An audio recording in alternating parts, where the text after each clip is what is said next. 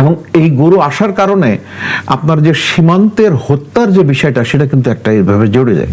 এমনি ভারত অন্যতম বৃহত্তম আপনার গোমাংস রপ্তানিকারক। স্বামী স্ত্রীর সম্পর্ক, যদিও বলা হয় না কে স্বামী আর কে স্ত্রী, তো এই যে সীমান্তে যে হঠাৎ করে কাঁটাতারের বেড়া নিশ্চয়ই আগে থেকেই ছিল, এটা কি হঠাৎ করে কেন এই ধরনের ব্যবস্থা নিচ্ছে তারা? ভারত বাংলাদেশের সম্পর্কটা, ওদিকে একটা কথা আছে যে বসাতে পারে বান্দির বাচ্চা, ওঠাতে পারে না রাজা। যে বর্তমান সরকার আছেন তাদের সাথে বার্গেনিং এর সক্ষমতা বাড়ছে বাংলাদেশের। অনেক সীমান্ত নদীতেই তারা বাদ দিয়েছে। আমরা এগুলো বোঝারও চেষ্টা করি না, বলারও চেষ্টা করি না। বিএসএফ এবং বিজিবির মধ্যে কি ঘটছে, মানে বিশেষ করে ভারতীয় সীমান্তে আপনার লালমনিরহাটের একটি ঘটনা জানেন, অনেকেরই ঈদ আসা উপলক্ষে, এই কোরবানির ঈদ আসছে, সেই সময়টা অনেকের ভিতরে প্রশ্ন, ভারত থেকে গরু আসছে কি আসছে না, অনেকের ভিতরে এই প্রশ্ন জাগছে। সরকার বলছে যে ভারত থেকে গরু আসবে না, আসলে কি আসছে?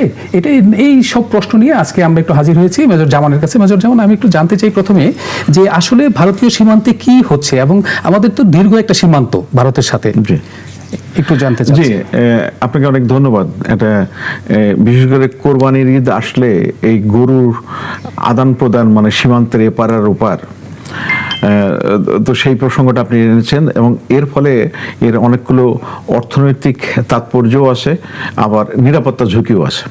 তো সব মিলে আপনি একটা লাগসই টপিক সিলেক্ট করেছেন, আপনাকে মোবারকবাদ। ভারত বাংলাদেশের সীমান্ত টোটাল ৪,৪০০ কিলোমিটারের মতো। তো এখানে একটা ব্যতিক্রমী সীমান্ত, এখানে স্থল সীমান্ত আছে, জল সীমান্ত আছে, আর হচ্ছে সমুদ্র সীমা আছে। তো আমি যে সীমান্তের দৈর্ঘ্যের কথা বললাম সেটা আপনার ওই সমুদ্র সীমা বাদে, স্থল সীমান্ত এবং নদী সীমান্ত সব মিলায়। কারণ আমাদের যেগুলো কমন নদী আছে সেগুলোর মাঝ বরাবর হচ্ছে দুই দেশের সীমান্ত, মানে সেটা হচ্ছে সীমান্ত রেখা। তো এই যেহেতু এত বড় সীমান্ত এবং উভয় পাশেই বাংলা ভাষাভাষী লোকের বসবাস, সুতরাং কিছুটা স্বাভাবিকভাবেই মানুষজনের সাথে যোগাযোগ হয়। আপনি ঠিক একইভাবে এই যে পাকিস্তানের খাইবার পাখতুনখোয়া যে প্রদেশ আছে সেটার সাথে ওদিকে আফগানিস্তানের যে সীমান্ত আছে, তো একই জনগোষ্ঠীর দুই দেশের মধ্যে ভাগ, সুতরাং কিছুটা হলেও একটা স্বাভাবিকতা আছে। বাট এই সুবাদে আমি মোটেই এপার বাংলা ওপার বাংলা বলতে রাজি নই। আমার কাছে খুব অবমাননাকর মনে হয় যে ওপার বাংলা হচ্ছে একটা প্রদেশ আর এপার বাংলা হচ্ছে আমরা একটা স্বাধীন দেশ। সুতরাং আমরা এপার ওপার বাংলা বলে আমার নিজেদেরকে একটু, আমার মনে হয় একটু খাটো করে ফেলি। তো এই যেহেতু ওই বাংলা আছে দুই দিকেই, সেই জন্য আপনার আদান প্রদান একটা স্বাভাবিকতা থাকার কথা। এখন গরু হচ্ছে ওই পারে, গরুর যেহেতু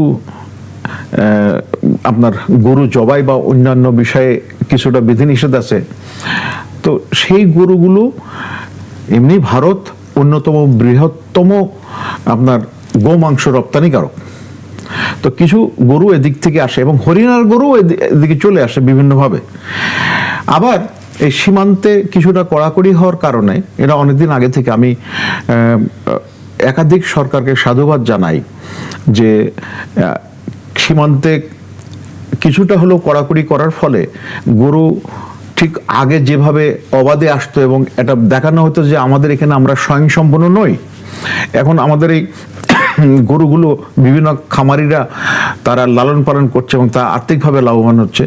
সুতরাং আমরা গরু উৎপাদনে স্বয়ংসম্পূর্ণ হয়ে গেছে। তারপরেও কিছু গরু আসে ওখানে, এবং এই গরু আসার কারণে আপনার যে সীমান্তের হত্যার যে বিষয়টা সেটা কিন্তু একটা এইভাবে জড়ে যায়। কারণ এই মানে লেনদেনে গন্ডগোল, লেনদেন দুই ধরনের লেনদেন, একটা হচ্ছে ওদিকের ব্যবসায়ী এদিকের ব্যবসায়ীর মধ্যে লেনদেনে যদি গড়মিল হয়, আর একটা হচ্ছে ওই পারের সীমান্তরক্ষীদের সাথে যারা গরু আমদানি করছে তাদের লেনদেনের যদি আপনার গড়মিল হয়। তো লেনদেনটা কেন গুরুত্বপূর্ণ, আর তারই ফলশ্রুতি হিসাবে আপনার এই ধরনের মারামারি হয়। এখানে আমি একটা খুব প্রাসঙ্গিক বলছি, আমাদের জন্য অত্যন্ত দুর্ভাগ্যজনক, এই ভারতের সাথে সীমান্ত আছে চীনের, তাদের ৩,৪০০ কিলোমিটার মতো সীমান্ত। পাকিস্তানের সাথে সীমান্ত আছে, কিন্তু ওই সীমান্তে কিন্তু এরকম মানে লোক মারা যায় না। এবং আপনি এটা আমাদের দুর্ভাগ্য যে ভারতের লোকজন ঠিক আছে যদি কোনো অপরাধ করে সেই অপরাধকে তারা ধরে নিয়ে যাক, তারপরে বিচার হোক বা হস্তান্তর হোক, সেটা হবে। কিন্তু সেটা না করে ওরা সরকারের গুলি চালায়। এর একটা বড় তাৎপর্য হচ্ছে আমাদেরকে ছোট করা। এবং আমরা ওই যে আমরা তো আগে এক সময় বললাম না যে স্বামী স্ত্রীর সম্পর্ক, যদিও বলা হয় না কে স্বামী আর কে স্ত্রী, তো এই পর্যায়ে নিয়ে যাওয়াতে আমরা অত্যন্ত নিজেদেরকে নিজ অবস্থানে নিয়ে গেছে, নিজেদেরকে খুব মানে নমনীয় বানায় ফেলছি, এই জন্য তারা এটা করতে পারে। আর একটা এই জায়গায় প্রাসঙ্গিক একটা কথা বলে রাখি, দেখেন উত্তর কোরিয়া এবং দক্ষিণ কোরিয়া টেকনিক্যালি তারা এখনো যুদ্ধ অবস্থায়, কিন্তু ওখানে কিন্তু মানুষ মরে না। কিন্তু আমাদের এখানে সবচেয়ে বেশি মানুষ মরে। তো এইটা আমাদের বিভিন্নভাবে বলা হয়েছে, কিন্তু ওইভাবে আমরা আমাদের ব্যবস্থা নিইনি। তো এই আপনি সম্প্রতি খেয়াল করেছেন যে মানে আওয়ামী লীগ সরকার চলে যাওয়ার পরে তত্ত্বাবধায়ক সরকার মানে অন্তর্বর্তীকালীন সরকারের সময় ওই গ্রামের মানুষটা দা নিয়ে দাঁড়ায় আসে সীমান্তে, যে আসলে মার দিব। সো এর ফলে কিছুটা যে তোমরা আমাকে যদি মারো, আমরা কিন্তু গত 2-1 দিন আগে দেখেছি যে লালমনিরহাট সীমান্তে বিজিবি এমবিএসএফ এর মধ্যে বাহাস তৈরি হয়েছে, এই যে কাঁটাতারের বেড়া নিয়ে বিশেষ করে। হ্যাঁ, এটা কি এক ধরনের মানে ধরেন অসৌজন্যতা না ভারতের পক্ষ থেকে, যে হঠাৎ করে কাঁটাতারের বেড়া দিচ্ছে কোনো আলোচনা ছাড়া? মানে তাদের হয়তো কোনো মানে আমাদেরকে তারা আমাদের স্বাধীন দেশ হিসেবে ওদের মানুষ পটে নাই, ওরা ওই যে খালি ৭১ নিয়ে যায়। আপনি কলকাতার যদি বিভিন্ন বয়ান শুনেন, দেখবেন যে বলছে কি আমরা তোমাদের স্বাধীন করিয়েছি, ভাবটা এমন যেন আমরা কিছুই করি নাই। হ্যাঁ, দেখেন এই মুক্তিযুদ্ধ মানে স্বাধীনতা যুদ্ধের সময় ভারতের ভূমিকাটাকে আমরা নিজেরাই তাদের পক্ষে নিয়ে যাই। যুদ্ধ হয়েছে পাকিস্তানের সাথে বাংলাদেশের এই ভূখণ্ডের, এবং তখন আমরা পাকিস্তানের অংশ ছিলাম, কাজে আমরা তারা দখলদার বাহিনী কিন্তু বলতে পারি না। এটা কাছে আমার কাছে ব্যক্তিগত মনে হয় এটা একটা ভুল টার্ম। তো তাদের সাথে আমরা যুদ্ধ করে তাদেরকে পরাস্ত করে আমরা স্বাধীন হয়েছি। এখন সেই স্বাধীনতায় তারা একটা গুরুত্বপূর্ণ সহায়তা দিয়েছিল, বিনা কারণে দেয় নাই। তাদের স্বার্থটা আপনি দেখেন, স্বাধীনতার সাথে একটা সম্পর্ক যেটা সবসময় তারা দাদাগিরি ফলাচ্ছে, যে ভারত থেকে সবসময় মনে করা হচ্ছে যে তারাই আমাদের স্বাধীনতা নিয়ে দিচ্ছে। কিন্তু বাস্তবতা হলো যে আমাদের দেশের শ্রমিক, কৃষক, সাধারণ মানুষের সবচেয়ে বড় অবদান এই স্বাধীনতায়, কিন্তু সেটাকে সেটার সুফল তারা নিয়ে নিতে চায়। আর আমরা সেই সাথে আমি একটু জানতে চাই যে এই যে সীমান্তে যে হঠাৎ করে কাঁটাতারের বেড়া নিশ্চয়ই আগে থেকেই ছিল, এটা কি হঠাৎ করে কেন এই ধরনের ব্যবস্থা নিচ্ছে? এটা কি কোনো আরেক ধরনের পায়তারা কিছু কিনা? আচ্ছা, এই জায়গায় আমার ব্যক্তিগত মূল্যায়ন আমি বলছি, আমি যতটুকু বুঝি আর কি।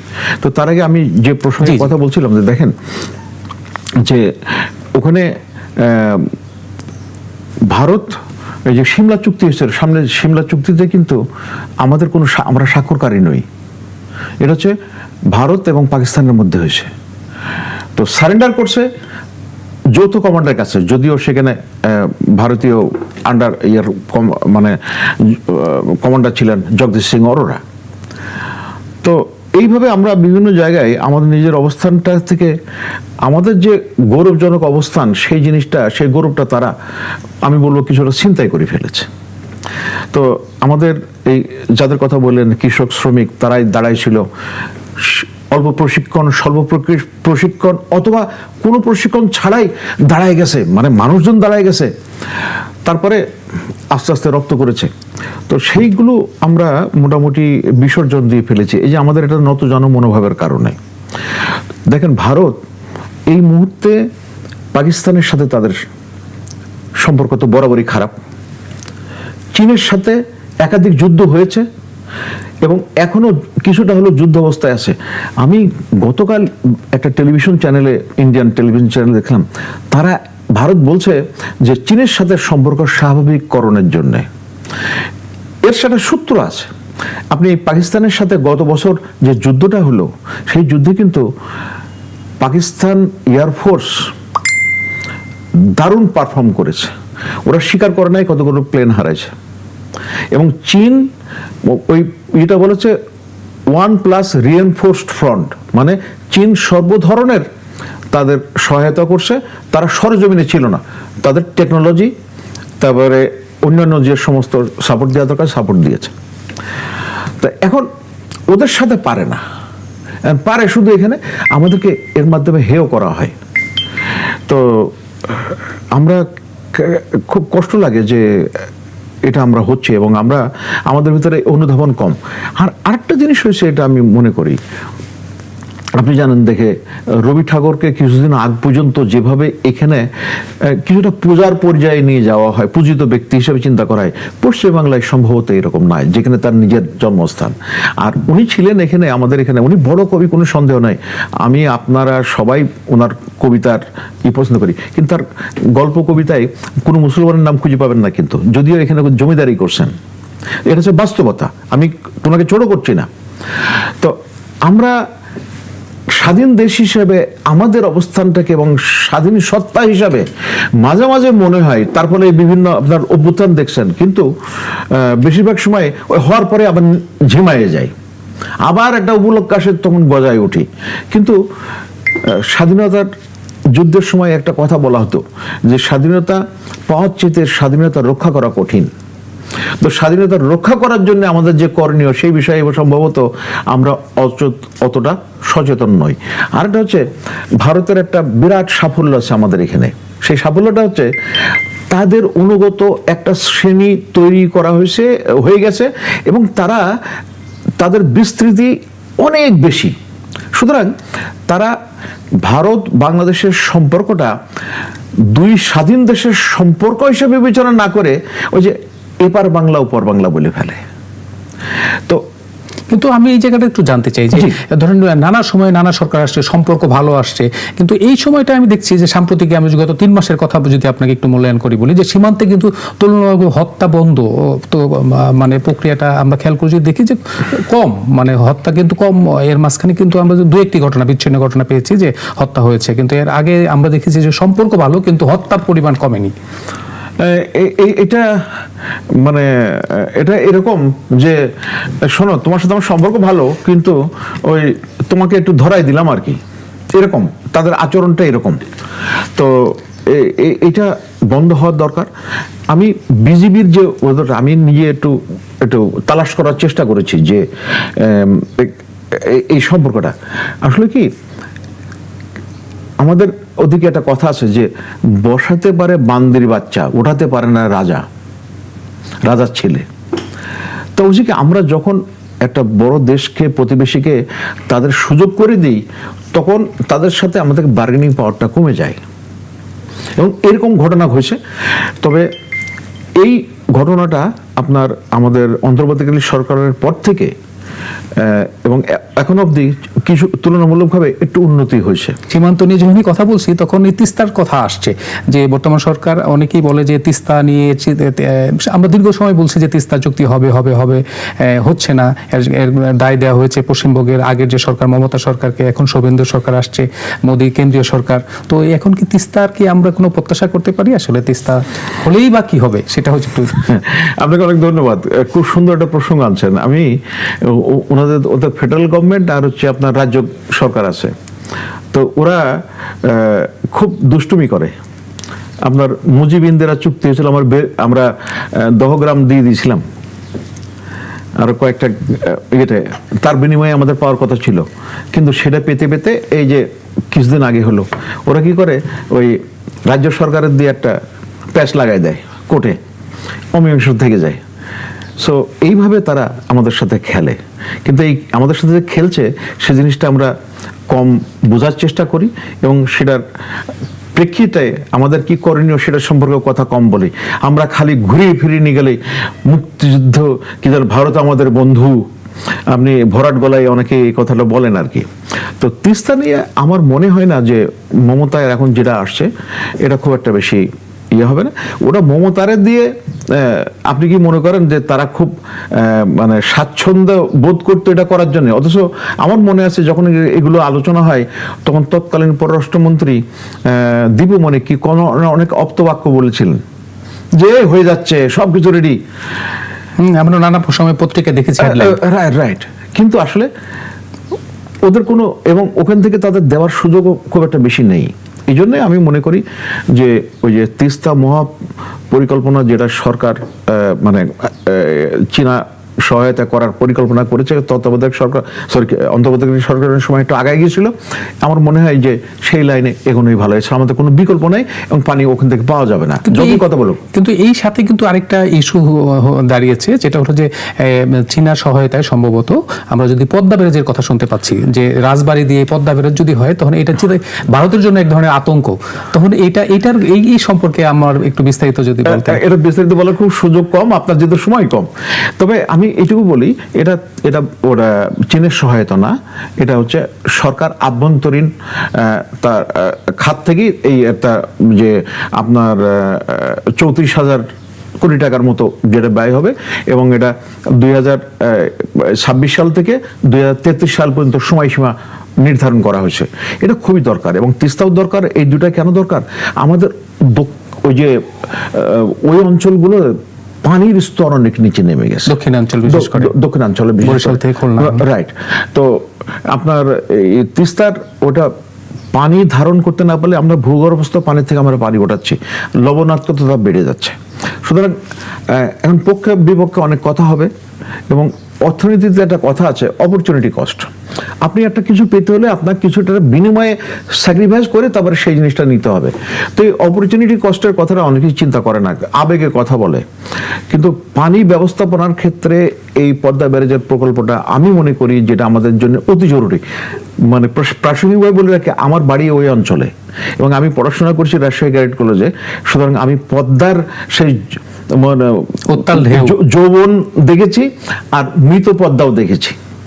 এবং আমার অঞ্চলে আমি বিশ্বাস করেন, আমার বাড়িতে যে ডাব গাছ, সেই ডাব গাছগুলো সাইজগুলো ছোট হয়ে গেছে, কারণ নিচে থেকে পানি পাচ্ছে না। চোরাই আমার বাড়ি, উত্তপ্ততা বেড়ে গেছে। তো এটা হলে আপনার আমার মনে হয়, এবং আমি দেখলাম যে নদীর কথা বলা আছে, নদীগুলো 5টা নদীর মধ্যে আমার নদী, আমার বাড়ির কাছে যে নদীটা, সেটা হচ্ছে মাথাভাঙ্গা। সুতরাং এটাতে পানি ব্যবস্থাপনার সুবিধা হবে, এবং আমি মনে হয় যে সরকারকে আমি সাধুবাদ জানাই যে উদ্যোগটা নিয়েছে। হ্যাঁ, কিছুটা অ্যাডজাস্টমেন্টের করার দরকার হতে পারে, সেটা করা উচিত। কোনো জায়গায় যদি আরো পরীক্ষা নিরীক্ষা করার দরকার থাকলে সেটাও করার দরকার, কিন্তু এটা প্রকল্পটা গ্রহণ করা দরকার। আর সেই জন্যে